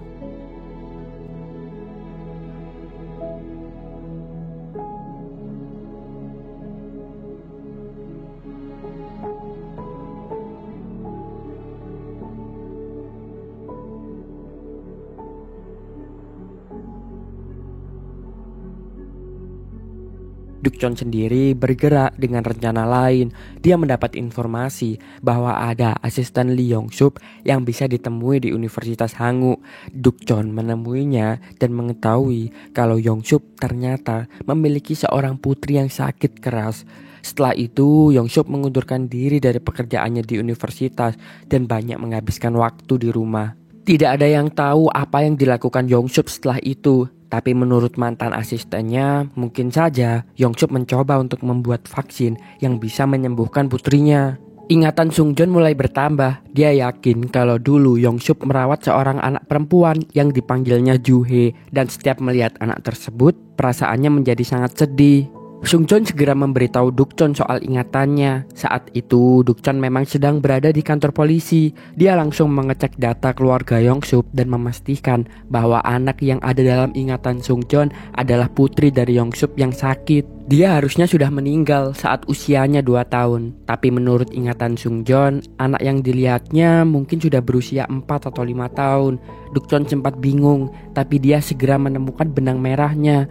Anak itu pasti adalah Mire yang diadopsi oleh perawat Yiru tanpa sepengetahuan Yura karena Yong-sup ingin menyembunyikan eksperimennya.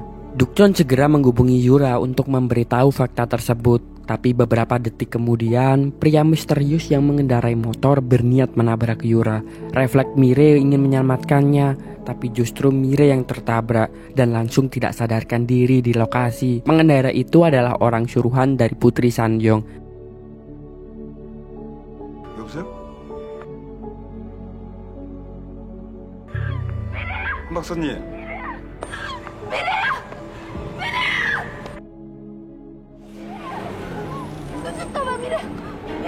Tabrakan yang terjadi membuat luka dan pendarahan yang sangat fatal. Menurut dokter, harapan hidup Mire sangat sedikit. Mungkin dia tidak bisa bertahan lama.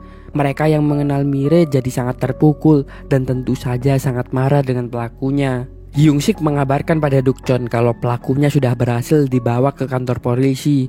Pria itu tidak lain adalah salah satu anak buah Sanyong yang sudah dipastikan diperintah oleh putrinya. Sanyong menjadi sangat marah setelah mengetahui kalau yang diincarnya adalah Yura, satu-satunya orang yang bisa mengembangkan vaksin untuk menyembuhkan penyakitnya.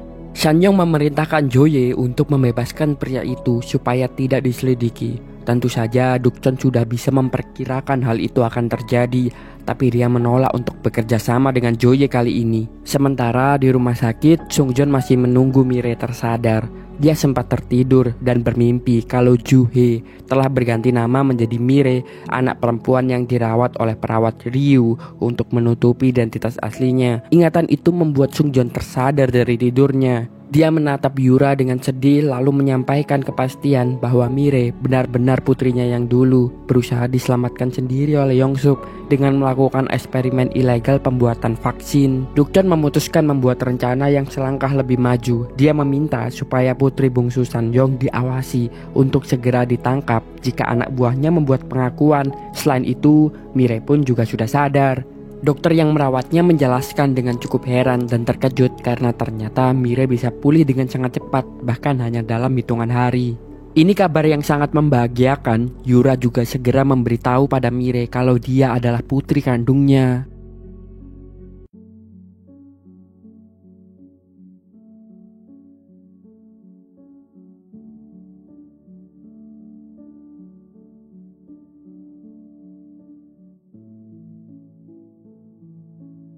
Melihat semua itu, ada perasaan bimbang yang dirasakan oleh Sung-joon karena dia mempertanyakan jati diri dan identitasnya sebagai hasil cloning. Dukjeon mengajaknya bicara, mengatakan kalau apapun yang terjadi atau bagaimanapun masa lalunya, bagi Dukjeon selama ini Sung-joon adalah pria yang berbeda. Dia merasa Sung-joon sama seperti manusia lainnya. Dengan penuh perhatian, Dukjeon berkata kalau Sung-joon harus tetap menjalani hidupnya dengan sebaik mungkin. Sung-joon bisa jadi memang lebih beruntung. Berkat ketulusannya, banyak orang yang terus merangkulnya. Namun nasib Sung-hoon sangat jauh berbeda. Dia menderita karena mengetahui Yura telah membohonginya dan termakan manipulasi Sanyong yang bilang kalau Yura sengaja bereksperimen dengan Sung-hoon dan Sung-joon sehingga tidak peduli jika mereka pada akhirnya mati. Hari itu ketika Sung-hoon baru terpikir bahwa dia ingin balas dendam, dia menemukan catatan yang ditinggalkan Yura untuknya. Sung-hoon langsung menghubungi nomornya dan mengajak bertemu. Yura memberitahu Mire dan Sung-joon bahwa dia akan menemuinya sendiri. Meski harus menanggung segala resiko buruk ketika berhadapan dengan Sung-hoon yang mungkin menyimpan dendam kepadanya. Namun takut Sung-hoon nekat melukai Yura, akhirnya Sung-joon memaksa untuk menemani. Yura pun mengizinkannya. Masalahnya, Sung-hoon datang di waktu yang kurang tepat karena Yura sedang berbicara dengan Dukjeon terkait masalah vaksin, sehingga Sung-hoon bersembunyi dan menjadi salah paham ketika mendengar percakapan mereka.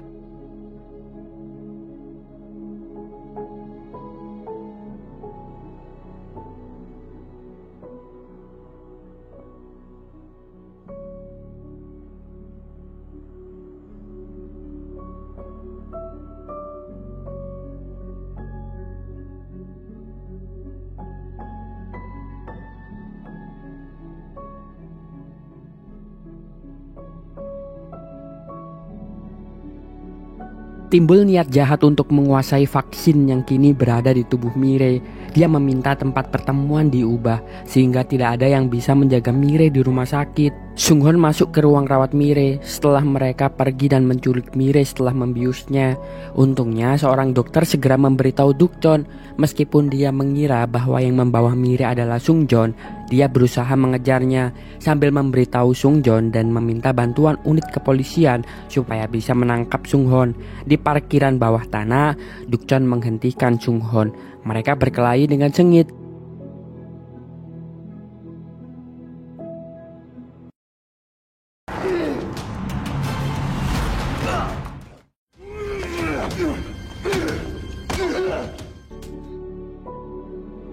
Akhirnya Sung-hoon menodongkan pistol ke Dukjeon bertepatan dengan kedatangan Yura dan Sung-joon. Situasi berubah drastis. Sung-hoon berpikir untuk menembak Yura lalu membawa kabur Mire untuk menjadi vaksinnya. Sung-joon berusaha mendekati Sung-hoon untuk menghentikannya, tapi tindakan itu hanya membuat Sung-hoon terpancing untuk menembak Sung-joon lebih dulu, tapi dia gagal karena Yura melindunginya.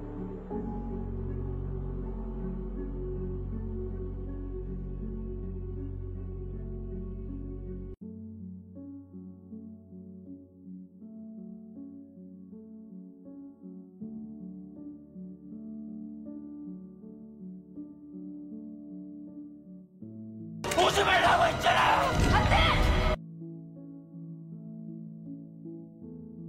Peluru menembus tubuh Yura, menyebabkannya tidak sadarkan diri. Sung-hon menjadi syok. Dia pergi secepat mungkin dari parkiran. Dukjeon mengejar Sung-hon yang saat itu kehilangan kendali dan terus berteriak kalau semuanya adalah kesalahan Sung-joon. Sementara di rumah sakit, Mire dikabarkan menghilang. Ternyata San-young sudah mengetahui tentang kemampuan pulihnya yang sangat cepat, sehingga dia langsung menyimpulkan bahwa vaksinnya telah berada di tubuh Mire. San-young lah yang memerintahkan anak buahnya untuk menculik Mire. Malam itu Yura dinyatakan meninggal dunia dan jasadnya langsung ditangani oleh pihak rumah sakit. Sung-joon sempat menyerahkan dirinya atas kematian Yura, tapi Dukjeon menguatkannya dan meminta bantuan untuk menemukan Mire yang hilang. Mereka melihat CCTV untuk mengidentifikasi penculiknya, dan Sung-joon bisa memastikan kalau pria yang membawa Mire pergi adalah asistennya Sang-young. Setelah meminta Sung-joon menjaga Suyeon, akhirnya Dukjeon melakukan pengejaran untuk membawa Mire kembali. Mire saat itu akan segera dilakukan pemeriksaan DNA supaya bisa memastikan apakah dia benar-benar putri Yongsup dan vaksinnya telah disuntikan kepadanya. Di malam yang sama, secara tidak sengaja, Sung-hon akhirnya mendapatkan kebenaran dari putri bungsu San-young yang ceroboh, sehingga memberitahu tentang yang terjadi di masa lalu, bahwa yang memisahkannya dari Yura adalah San-young dengan mengirim kepala jaksa untuk membawa Yura dan Sung-hon pergi dari kantor polisi. Dukjeon sudah bisa menebak kalau momen itu akan terjadi lagi, sehingga dia menekan supaya anak buah San-young yang ditahan mengatakan nama putri bungsu San-young supaya bisa menangkap lalu melakukan penyelidikan lebih jauh terhadap perusahaan itu.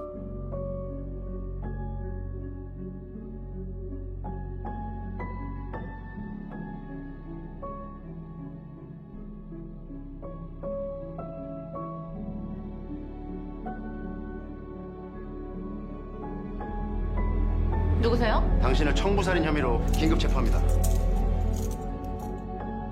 Kabar penangkapan putrinya telah sampai kepada San-young yang segera menghubungi kepala jaksa. Tapi sayang sekali, kepala jaksa tidak bisa menjawab karena Sung-hon telah menahannya dan menyiksanya sampai meninggal.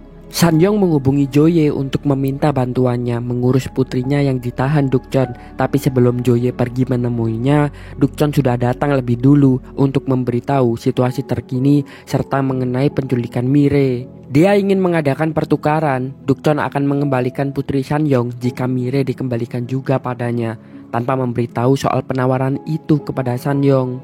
Ternyata Jo-ye punya caranya sendiri untuk mengetahui keberadaan Mire yang sedang disekap. Jo-ye bahkan berhasil membuat identitas palsu untuk akses masuk yang dia serahkan kepada Dukjeon. Sesuai perjanjian, putri San-young dibebaskan dari penjara. Meskipun sebenarnya Jo-ye mengatakan kalau San-young tidak menganggap nyawa putrinya itu penting, dia hanya tidak ingin media meliputnya. Jo-ye pun memberikan penawaran baru. Dia ingin Dukjeon bekerja sama dengannya menghancurkan perusahaan San-young dengan membuktikan kalau perusahaan tersebut melakukan eksperimen ilegal. Dukjeon menolak karena tidak ingin terlibat dari cara kotor Jo-ye merebut jabatan, tapi dia seperti mempertimbangkan tawaran itu mengingat betapa kotornya perusahaan San-young bekerja selama ini. Ketika dia ingin pergi ke laboratorium untuk menyelamatkan Mire, tiba-tiba Sung-joon menelpon dan mengabarkan kalau kondisi Suyeon memburuk. Dukjeon segera pergi ke rumah sakit, memastikan putrinya tetap tenang, walaupun dia belum menemukan solusi untuk menyembuhkannya. Setelah bicara dengan Sung-joon, akhirnya Dukjeon mengizinkan dia ikut pergi ke laboratorium dan menyerahkan Suyeon untuk dijaga oleh Hong. Di laboratorium saat itu San-young memaksa Mire untuk melihat jasad ayahnya yang diawetkan karena gennya mampu menciptakan cloning yang cukup sempurna.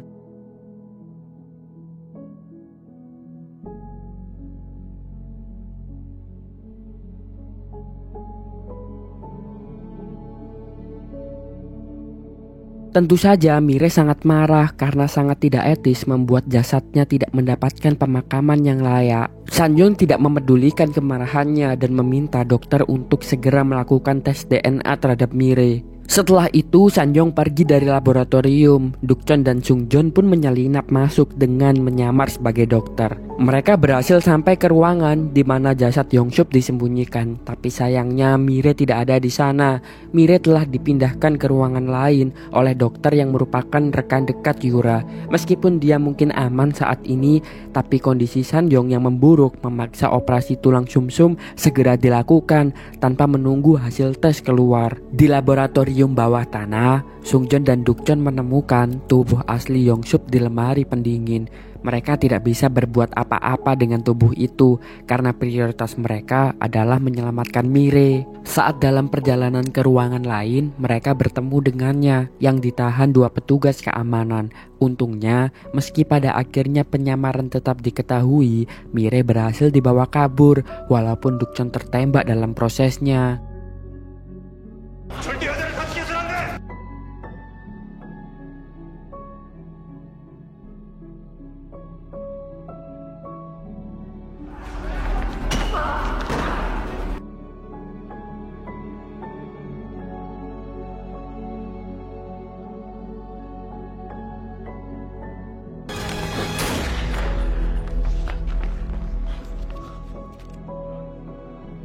유미래 이리 넘겨.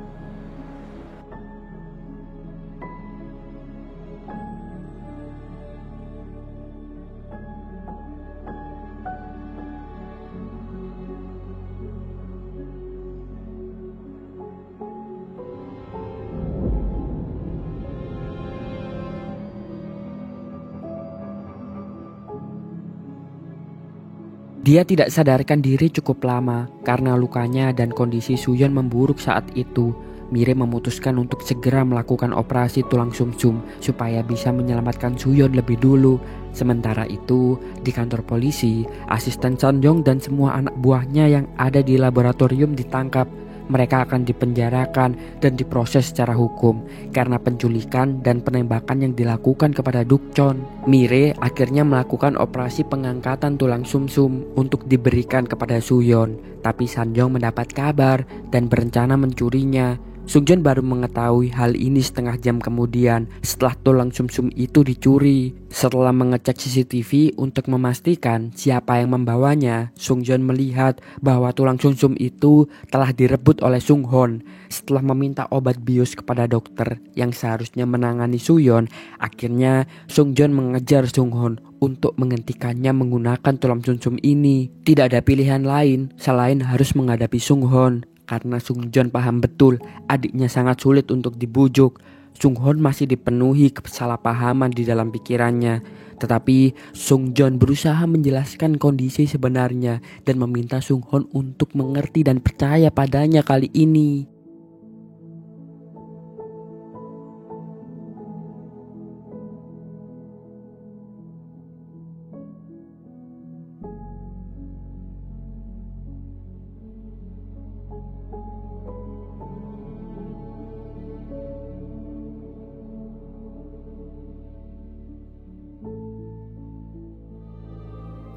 미안하다.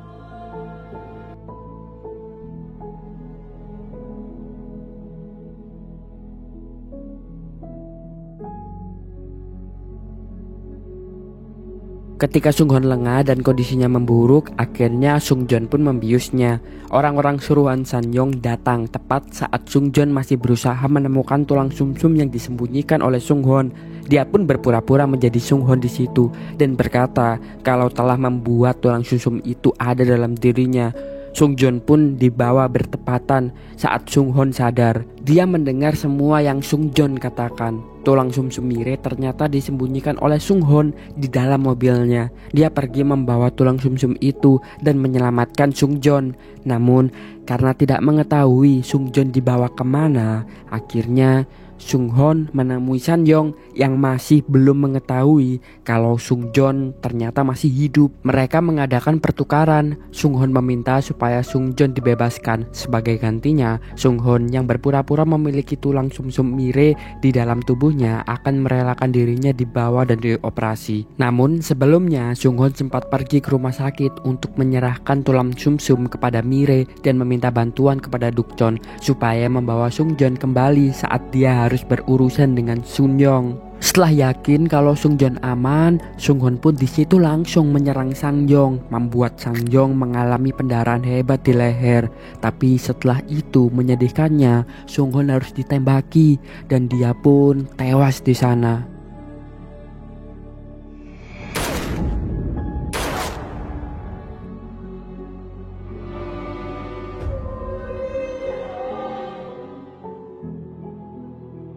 Seusai siuman, Sung-joon tersadar kalau kembarannya telah meninggal dunia. Tentu hal itu membuat Sung-joon sedih. Tapi dia tidak mau menyia-nyiakan kematian Sung-hoon. Setelah hampir pulih dari lukanya, Dukjeon segera meminta bantuan Jo-ye untuk menggeledah dan menyita perusahaan Sanyong karena telah melakukan eksperimen ilegal. Semua orang yang terlibat dengan perusahaan Sanyong pun diperiksa, termasuk anak-anaknya Sanyong yang ditangkap dan diadili atas keterlibatan mereka dalam kejahatan ayahnya. 1 tahun berlalu setelah insiden kematian Sung-hoon. Ternyata Mire benar-benar memiliki vaksin dalam tubuhnya, dan pendonoran tulang sumsumnya kepada Suyeon telah membuat Suyeon pulih sepenuhnya. Di akhir memperlihatkan Suyeon yang pergi ke tempat biasanya Sung-hoon berada. Di situ dia terlihat sangat kehilangan. Di situ juga ada Sung-joon, kembarannya Sung-hoon. Mereka semua benar-benar terasa kehilangan pria itu. Dan ya, itulah ending dari film ini.